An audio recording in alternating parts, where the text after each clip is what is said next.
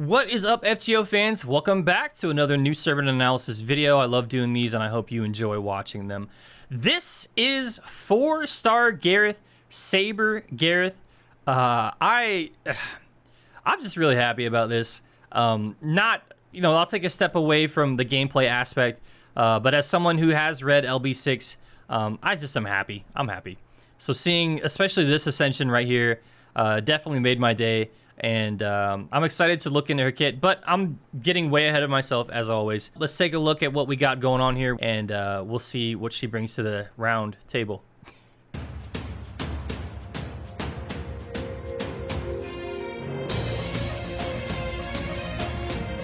So this is Saber Gareth, double buster, double arts kit. One thing I want to point out right off the bat is this this ratio right here. That's pretty pronounced. It's pretty pronounced. It's not the largest gap that I've ever seen, but it's close. It's pretty close.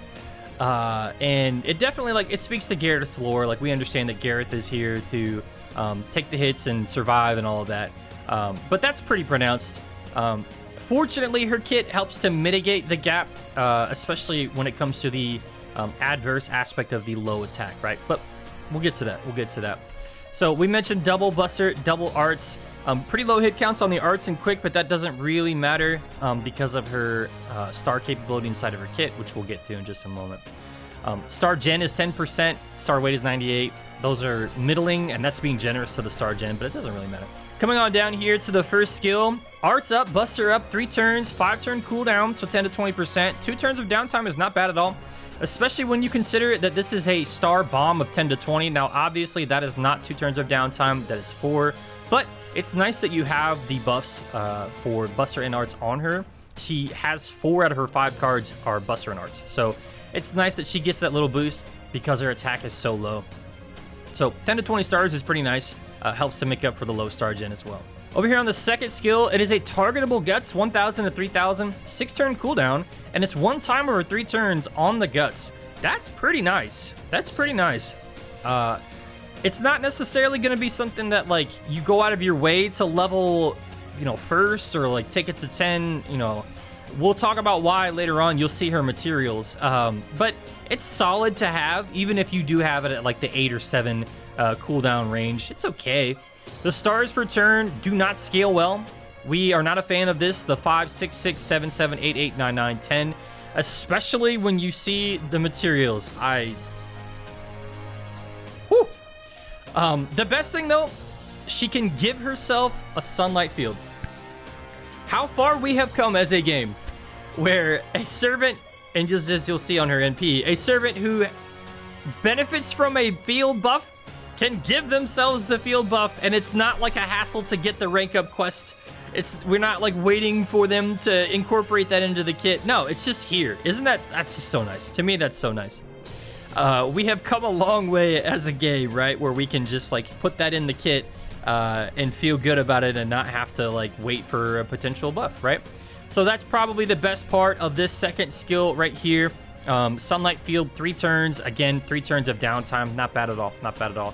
So over here on this third skill, it is a 6-turn cooldown, but 3-turn buster buff, 20 to 30%. That goes really nicely with this first skill over here, 10 to 20%. We're looking at a potential 50% buster up. We talked about how she does have that low attack stat.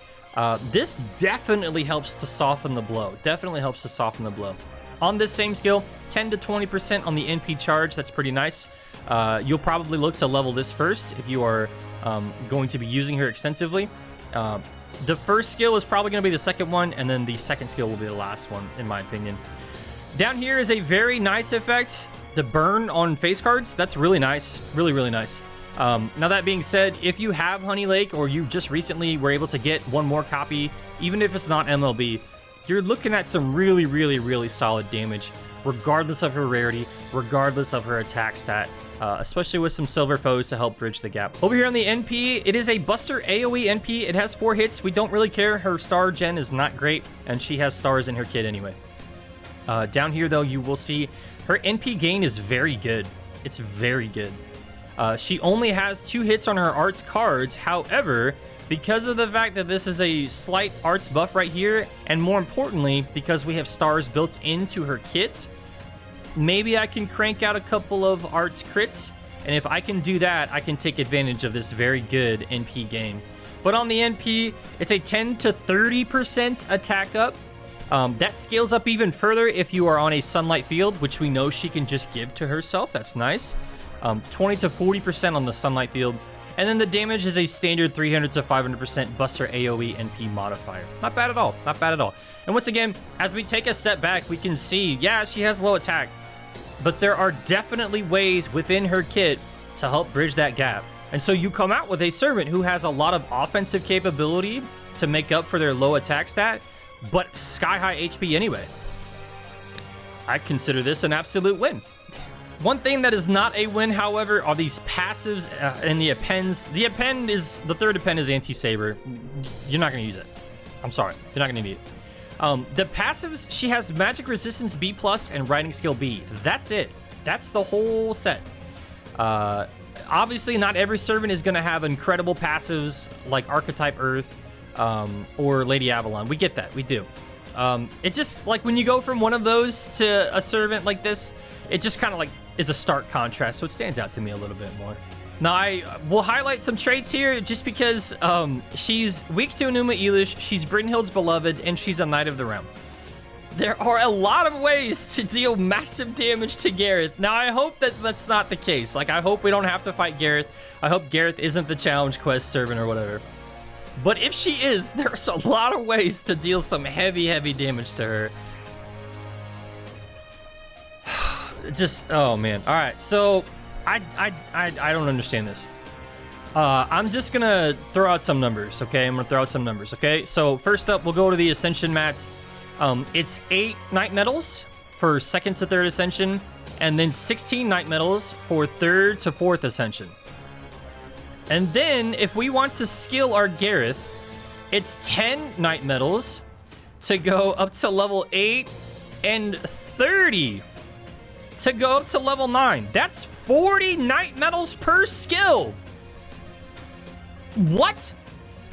120 Night Medals if you want to 10-10-10 Gareth. This is a fan favorite. This is someone people really love, especially if they've read LB6.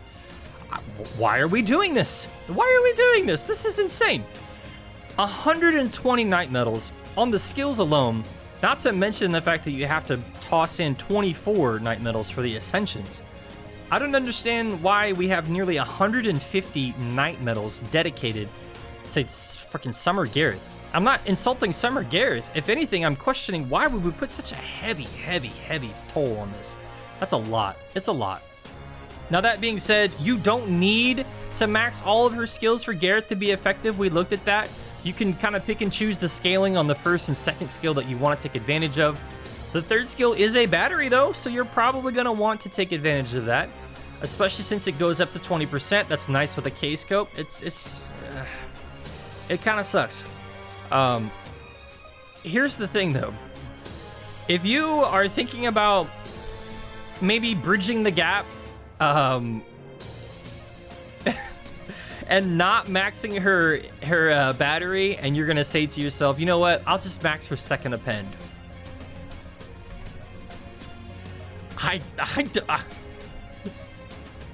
Why? Why? 60 ceremonial blades? What are we doing?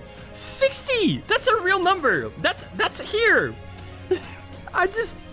This isn't some game-breaking OP servant. I don't understand this. And it's crazy because, like, it's a reasonable amount of these other materials. As you can see here, it's pretty reasonable. 36 proofs is rough. That's steep, but, like, it's a bronze mat. We get it, all right? But this is insane. 60. Why? I don't understand.